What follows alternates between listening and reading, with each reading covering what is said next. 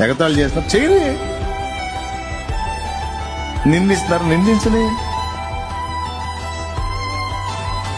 వాళ్ళు గొప్పోళ్ళు, నువ్వు కొద్ది వ్యక్తివి, పర్వాలేదు కానీ నడవని.